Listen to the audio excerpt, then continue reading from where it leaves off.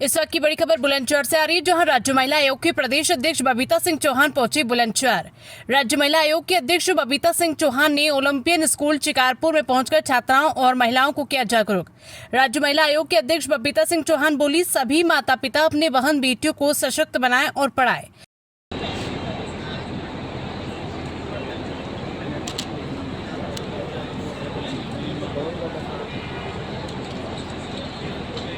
देखना सामने। हाँ जी, देखो सामने।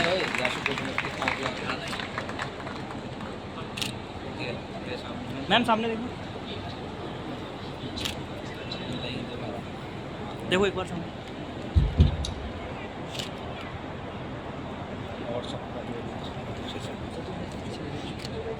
ओलंपियन स्कूल में पहुंचने पर राज्य महिला आयोग के अध्यक्ष बबीता सिंह चौहान का फूल माला पहनाकर किया गया जोरदार स्वागत। राज्य महिला आयोग के अध्यक्ष बबीता सिंह चौहान ने कहा, शिकारपुर तहसील क्षेत्र का गांव खखूड़ा मेरी जन्मभूमि है। आयोग की अध्यक्ष हूँ। निश्चित रूप से मैं बताना चाहूँगी, वैसे तो यहाँ सब बहुत खुश हैं, किसी को कोई दिक्कत नहीं है, पर फिर भी मैं कहना चाहूँगी कि अगर मेरी कहीं ज़रूरत पड़ती है तो आपकी बेटी, आपकी बहन इस लायक है कि आपके साथ खड़ी हो सकती है। इसके लिए बिल्कुल कोई सोचने की आप लोगों को ज़रूरत नहीं है, क्योंकि मुझे बहुत पूरी दुनिया में जाती हूँ, लेकिन मुझे बहुत अच्छा फील होता है, मुझे बहुत अच्छा अनुभव होता है जब मैं अपनी जगह में आती हूँ।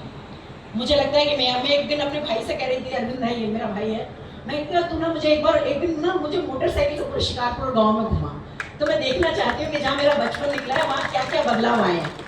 और इत्तेफाक से मुझे अभी मेरे बनने के बाद भी इतना टाइम नहीं मिला, मैं अपने घर भी एक रात भी नहीं रुक पाई और आज भी नहीं जा रही, क्योंकि मेरे लिए कमिटमेंट बहुत जरूरी है। परिवार तो मेरा है और मेरे साथ है, और मुझे लगता है कि लाइफ में कमिटमेंट बहुत जरूरी होते हैं, और जिसके कमिटमेंट अगर नहीं पूरे हो पाते वो लाइफ में ज़िंदगी में कुछ नहीं कर पाता। और मैं इतना दौड़ती हूँ, और मैं आपको बताना चाहती हूँ कि मैं इतना काम इस वक्त कर रही हूँ कि मैंने ये कसम खाई है। पोस्टें तो आती जाती रहती हैं, हो सकता है मैं भी 3 साल 4 साल रहूँ, हो सकता है और कुछ होगा, लेकिन ये वाली जो ताकत है ये स्पेशली मेरे पास महिलाओं के लिए भी है। तो मैं ये कहती हूँ कि मैंने ये कसम खाई है कि जब तक लास्ट में बैठी महिला को नहीं जगा दूंगी तब तक चैन से नहीं बैठूंगी, और ये मेरा कमिटमेंट है आप लोगों से। इसके लिए मैं आपको भी जरूर कहना चाहूँगी, आप जैसी महिलाएं, जो जागरूक महिलाएं, अगर वो मेरा साथ देंगी तो मैं अपना जो मेरा मकसद है मैं उसमें कामयाब हो पाऊँगी। मैं आप लोगों से कहना चाहती हूँ कि आज कोई भी गांव, कोई भी शहर, कोई भी ऐसी जगह नहीं है कि जहां ये अपॉर्चुनिटी ना हो कि महिलाएं आत्मनिर्भर कैसे बने। हर जगह है, बस थोड़ा सा आपको अपना मोबाइल का टाइम देना होगा। आज आपने देखा होगा कि समूह के रूप में महिलाएं काम करती हैं, गांव में करती है नहीं करती है, बताइए ना प्लीज। कितनी महिलाएं जो समूह से जुड़ी हुई है, कितनी महिलाएं, हाथ उठाओ ना, इसमें शर्म की क्या बात है, मैं भी तो काम करती हूँ। कितनी महिला, सारी महिलाएं जो समूह से जुड़ी हुई, और ये बहुत अच्छी बात है। अगर आप सब जुड़ी हुई हैं तो बहुत जागरूक महिलाएं, नहीं जुड़ी हुई हैं तो आप जुड़िएगा, क्योंकि वो समूह एक ऐसा समूह है कि जहां घर में बैठ के महिला 8 और 10 हजार रुपए महीने पर मंथ कमा सकती है। किसी और के लिए नहीं, हो सकता परिवार को जरूरत नहीं हो, लेकिन अपने स्वाभिमान के लिए, अपने आप को आत्मनिर्भर बनाने के लिए, अपने आप को ये दिखाने के लिए कि मुझ में भी ये काबिलियत है, तो मुझे जरूर ये काम करना चाहिए। क्योंकि महिलाएं जब तक आगे नहीं निकलेंगी, जब तक नहीं बढ़ेंगी, और जब तक निर्णायक भूमिका में महिलाएं नहीं आएंगी। एक और मैं आपको बताती हूँ, अभी हमारे यहाँ बहुत सारी सीटें पे प्रधान महिलाएं हुई, प्रमुख महिलाएं हुई, लेकिन क्या होता था कि मीटिंग्स में अक्सर पति ही जाते थे, कहीं वो दिखाई नहीं देती थी। ये भी मैंने आदेश पूरे उत्तर प्रदेश में किया कि आज के बाद कोई भी महिला ही मीटिंग में जाएगी, कोई भी प्रधान पति या प्रमुख पति या कोई भी मीटिंग में दिखाई नहीं देगा। वो चाहें तो बाहर बैठे, क्योंकि आप गाइड तो कर सकते हो, लेकिन आप उसकी कुर्सी कैसे ले सकते हो, क्योंकि उसके लिए भी मैंने महिलाओं को बताया, अगर किसी की पत्नी प्रधान है या प्रमुख है और उसके पति ने कुछ गड़बड़ घोटाला कर दिया तो अंगूठा या साइन तो आपके लगे हुए हैं, जब जांच होगी तो जेल आप जाओगी, वो नहीं जाएगा। तो इसलिए इन चीज़ों के लिए भी जागरूक रहो। तो मैं आप सबको ये बताना चाहती हूँ कि ये आदेश भी है और इसका पालन भी हो रहा है कि अब पति नहीं जाते हैं, अब जनरली जो जनप्रतिनिधि हैं वही मीटिंग्स में जाते हैं। मेरे बहुत सारे आदेश हैं, अगर आप मुझे कभी फेसबुक पे देखेंगी और आप बच्चों से दिखवाएंगी तो आपको अच्छा लगेगा कि मैंने क्या क्या काम मैं कर रही हूँ। देता है उतनी जल्दी आपके दिमाग से भी डिलीट हो जाती है। तो मोबाइल को आप अपना स्थायी समझें और यह सोचें कि आप मोबाइल से पढ़ के कोई बड़े एग्जाम क्रैक कर लेंगे तो कभी नहीं कर सकते। मैं गारंटी के साथ कह सकती हूँ कि कभी नहीं कर सकते। ये तो हो सकता है कि मोबाइल में देख के आप उसे नोट करें और फिर पढ़ लें, लेकिन मैं फिर भी कहूँगी कि इस मोबाइल से थोड़ी दूरी बनाएं, क्योंकि आप बहुत अच्छा, आपका भविष्य है, बहुत आपके पास गोल्डन अपॉर्चुनिटी है, क्योंकि आप आपके माँ बाप ने भी यहाँ भेजा है और आपको इतना अच्छा संस्थान यहाँ मिला हुआ है पढ़ने के लिए। तो इस मोबाइल को पेरेंट्स बिल्कुल बच्चों को न दें और बच्चे इस मोबाइल का सिर्फ उतना इस्तेमाल करें जितनी ज़रूरत है। मोबाइल आपका टाइम ना ले, ये ध्यान रखिएगा। ये ना कहें, क्योंकि आज एक आप हमारी माता बहनें बैठी सब मोबाइल चलाती सब है यहाँ और सब देखती है, सब कहती हैं अरे भाई आजकल तो टाइम ही नहीं है। भाई क्यों टाइम नहीं है तुम्हारे पास? इसलिए टाइम नहीं है क्योंकि आज मोबाइल आप लोगों के हाथ में। पहले वो काम भी करते थे आप लोग और टाइम भी होते थे, खूब जाके बतियाते भी थे और सारी बातें भी होती थी। लेकिन आज पूरे दिन अगर 2 मिनट खाली भी नहीं साहब, अगर काम भी है तो अभी एक बार मोबाइल तो देखना ही है कि उसमें क्या ऐसा इंपॉर्टेंट आ गया कि जो छूट ना जाए। तो मैं आप सबसे यही कहना चाहती हूँ कि मोबाइल से थोड़ा दूरी रखें, बच्चों पे थोड़ा सा ध्यान दें और बच्चों से भी कहना चाहूँगी क्योंकि समझदार बच्चे हैं कि मोबाइल से दूरी रख के अगर किताबों से नाता जोड़ेंगे तो मुझे लगता है ज़्यादा अच्छा रहेगा।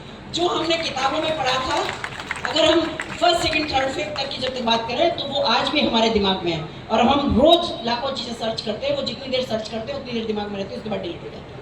हर फिर दोबारा एक नई सर्च करनी पड़ती है। तो इसलिए मुझे लगता है कि आप लोगों को भी किताबों से दोस्ती करना चाहिए।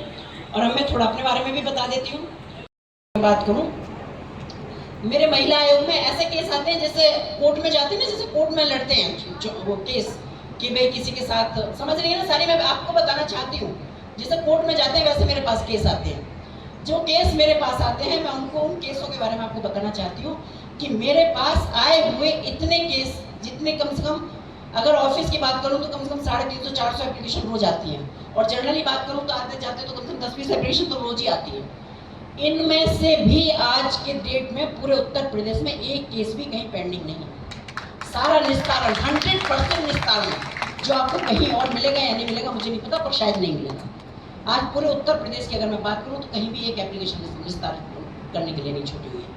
तो ये मुझे अपने ऊपर भी प्राउड होता है, लेकिन प्राउड इसलिए होता है क्योंकि मैं मेहनत कर रही हूँ और मैं मेहनत तो बहुत कर रही हूँ, लेकिन मैं आप लोगों को जगाना चाहती हूँ। ये भी मेरे अंदर एक कशिश है और मैं चाहती हूँ कि आप लोग जगें और आगे बढ़ें। लेकिन क्योंकि हम अच्छे कामों में जितनी हमारी भूमिका रहेगी तो मुझे लगता है कि फिर एक कंट्रोलिंग पावर भी हमारे हाथ में आएगी और जब वो होगी तो फिर आपको बढ़ने से या बच्चों को बढ़ने से कौन रोकेगा। ये बच्चियाँ बहुत अच्छी हैं, बेटे बहुत अच्छे बैठे हुए हैं यहाँ। मैं सबके बहुत अच्छे भविष्य की कामना करती हूँ और ईश्वर से प्रार्थना करती हूँ और आपको कहती हूँ कि अगर मोबाइल छूते हैं तो बिल्कुल ना छुएं और अपनी किताबें अगर ले सकते हैं तो और भी अच्छी किताबें लें। आपके यहाँ लाइब्रेरी भी होगी, उसमें बैठ के पढ़ें, थोड़ा सा पढ़ने की आदत डालें बजाय मोबाइल देखने के। मुझे पता है कि आपका भविष्य बहुत ही खूबसूरत है और आप सब बहुत आगे बढ़ने वाले हैं। ओलंपियन स्कूल में कार्यक्रम के दौरान राज्य महिला आयोग के अध्यक्ष बबीता सिंह चौहान के पिता भी कार्यक्रम में रहे मौजूद। कार्यक्रम के दौरान बबीता चौहान ने कहा कि कक्षा 5वीं तक के बच्चों को मोबाइल न दिया जाए। महिला के पद पर पुरुष नहीं बैठ सकेगा किसी ऑफिस में। पूछो, एम्बुलेंस से पहुंची है, लोगों को जागरूक किया है, किस तरह से महिलाओं को आपने जागरूक, छात्राओं को जागरूक किया है? देखिए, आज मैं यहाँ बुलंदशहर का एक शिकारपुर तहसील में यहाँ आई हुई हूँ और एक स्कूल में आज बहुत अच्छा यहाँ प्रोग्राम हुआ है। ये सिर्फ एक मोटिवेशनल प्रोग्राम था यहाँ, क्योंकि यहाँ बहुत सारी बच्चियाँ भी हैं, बच्चे भी हैं, लड़के हैं, सबके पेरेंट्स यहाँ आए हुए हैं जैसा आप देख रहे हैं। तो पहले तो मैं यहाँ तारीफ़ करना चाहूँगी थोड़ी जो यहाँ डायरेक्टर हैं प्रवेश चौधरी जी, जिन्होंने इतना अच्छा प्रोग्राम ऑर्गेनाइज़ किया। दूसरा ये भी है कि जो मैंने यहाँ देखा कि संस्कारों को लेते हुए, अपनी संस्कृति को दर्शाते हुए और पश्चिम के लिए भी अगर कहा जाए जैसे इंग्लिश स्पोकन या ये सब चीज़ें, तो बहुत अच्छा ये स्कूल चल रहा है यहाँ। अगर इतनी छोटी जगह में एक क्वालिटी स्कूल होते हैं तो मुझे लगता है कि बच्चों को अच्छी शिक्षा मिलती भी है। तो बच्चे भी यहाँ बहुत अच्छे हैं, जो कि बच्चे टॉपर भी रहे हैं पूरे ज़िले के यहाँ से। तो मैं कहूँगी कि बहुत अच्छी बात है ये। और महिलाएँ बहुत हैं, बच्चियाँ हैं। मेरा काम है कि मैं जहाँ जाऊँ वहाँ उनको जागरूक करूँ, उनको थोड़ा उनके अधिकारों के बारे में बताऊँ, सरकार उनको क्या क्या कर रही है, चाहे केंद्र सरकार है, चाहे प्रदेश में माननीय मुख्यमंत्री जी हैं, कि क्या क्या उनको सुविधाएं दे रहे हैं। तो पता होता है जनरली, बट नहीं भी है तो फिर भी हम बता ही देते हैं, क्योंकि हमारा तो ये है, हम तहसील लेवल तक सुनवाई करते हैं और सुनवाई जब हम करते हैं तो हमारे से संबंधित सारे हमारे डिपार्टमेंट के जितने अधिकारी हैं सब लोग हमारे साथ होते हैं। जिसको जहाँ भी जो ज़रूरत होती है उसको वहाँ वो उसको उपलब्ध भी कराते हैं। लेकिन मैं दिल से चाहती हूँ और हमारी सरकारें भी चाहती हैं, माननीय मुख्यमंत्री जी भी चाहते हैं, माननीय प्रधानमंत्री जी भी चाहते हैं कि महिलाएं आगे बढ़ें और वो कम से कम हर देश की, प्रदेश की, अपने परिवारों की एक मुख्य धारा से जुड़ें। क्योंकि जब तक डिसीज़न मेकर महिला नहीं होगी तब तक विकास संभव नहीं है। तब तक आत्मनिर्भरता की बात हम जो करते हैं वो शायद मुझे लगता है कि फलीभूत होती नहीं दिखाई देती। तो हर किसी का प्रयास है, और मैं कहूँगी कि महिलाओं के लिए एक बहुत गोल्डन अपॉर्चुनिटी है कि इस वक्त महिलाओं के लिए जितना सुरक्षित वातावरण है, हर चीज़ की सुविधा उनको मिल रही है, चाहे वो स्वास्थ्य है, चाहे उनकी शिक्षा है, चाहे उनको आत्मनिर्भर बनाने की दृष्टि से है। तो मुझे लगता है कि बहुत अच्छा समय है, महिलाओं को ज़रूर आगे बढ़ना चाहिए।